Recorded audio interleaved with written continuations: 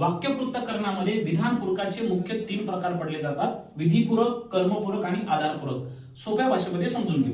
विधिपूरक म्हणजे काय? एखादी वाक्याचा अर्थ पूर्ण करताना अशा शब्दाची गरज पडते की तो शब्द वाक्याचा अर्थ पूर्ण करतो.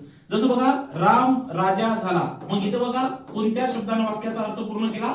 राजा या शब्दाने वाक्याचा अर्थ पूर्ण केला, म्हणून राजा या शब्दाला म्हणायचं आपण विधिपूरक. दुसरं आहे कर्मपूरक.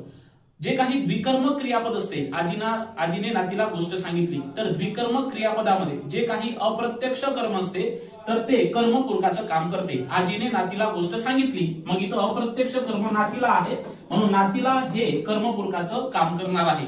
आणि शेवटी आहे आधारपूरक. जे स्थलवाचक क्रिया विशेषण अव्यय असते त्यांना आपण आधारपूरक असं म्हणत असतो. मी पुण्याला राहतो, इथे पुणे हे स्थळ असल्याने या पुणे नावाच्या शब्दाला आधारपूरक म्हणायचं आहे.